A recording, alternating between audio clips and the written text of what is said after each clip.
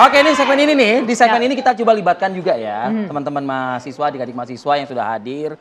Kira-kira apa sih yang menjadi pemikiran mereka dan ingin mereka sampaikan kepada tim ses ini gitu. Betul, benar nggak sih sebenarnya mereka tuh tidak mendapatkan substansi apa-apa dari debat Kita kemarin? cross check. Ya, silakan. Kita Mbak ke Eni? Universitas Bakri terlebih dahulu ya dengan siapa namanya bisa diperkenalkan dulu?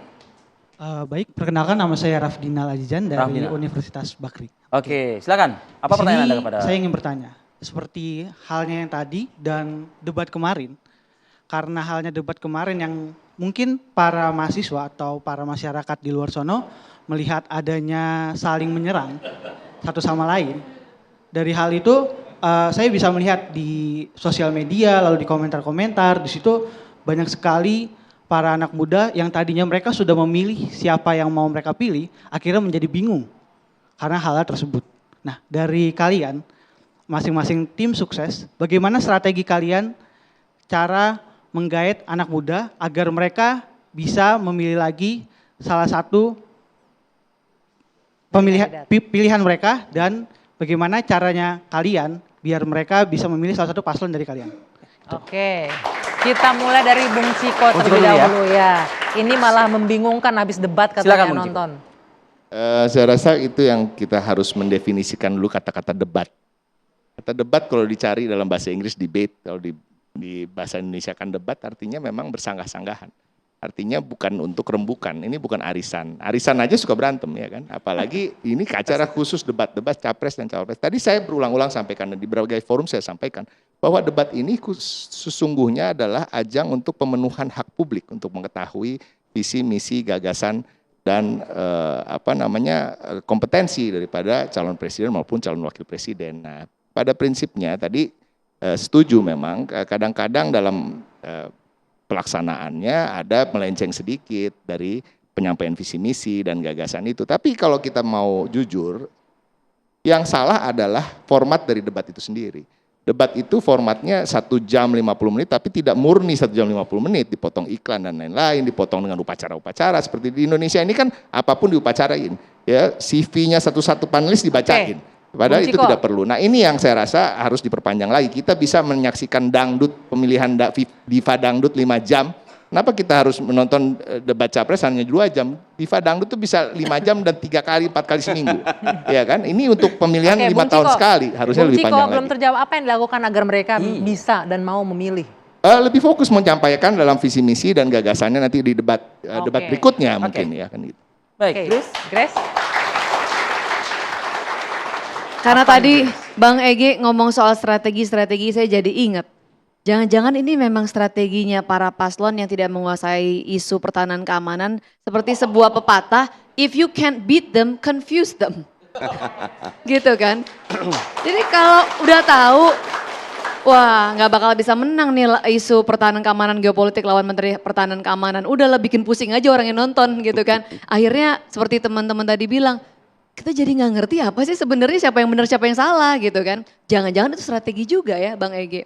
Nah jadi apa yang harus kita lakukan sekarang kalau dari kami ya dari sejak peristiwa itu kita banyak melakukan pendidikan lagi ke publik dengan materi-materi yang sederhana baik di semua platform ya baik di TikTok, Instagram, Twitter gitu kan karena kan audiensnya beda-beda gitu. Tapi jadi sayang aja seharusnya kan ajang itu untuk teman-teman semua bisa dapat pencerahan bukan dapat kebingungan.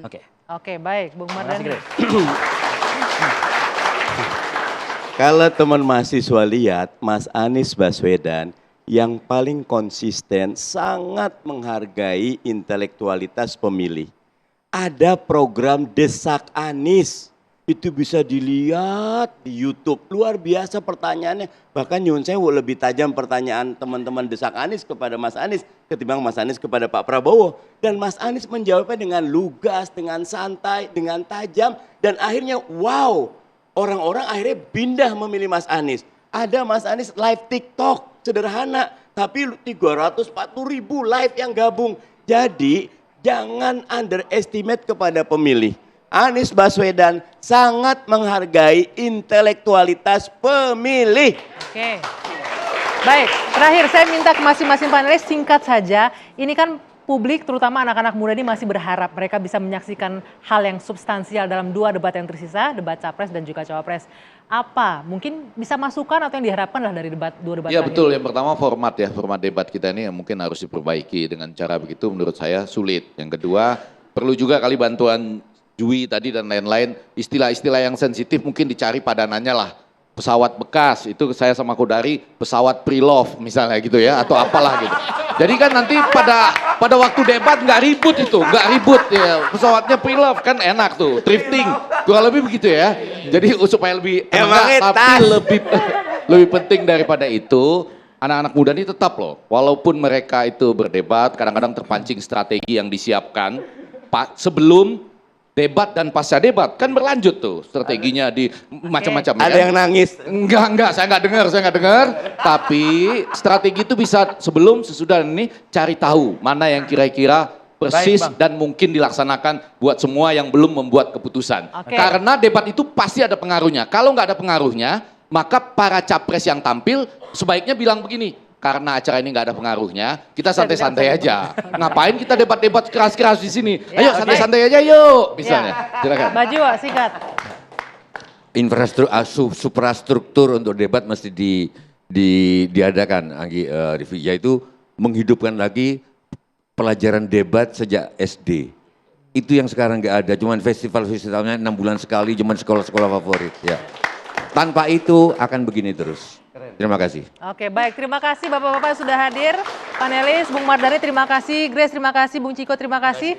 Dan juga semua yang sudah hadir, mahasiswa dan para pendukung. Selamat malam semuanya. Akhirnya saya, Dwi Anggia. Dan saya Arif Pali pamit undur diri, kita akan jumpa lagi bulan depan ya. Ya, dalam menuju pemilu. Bulan depan.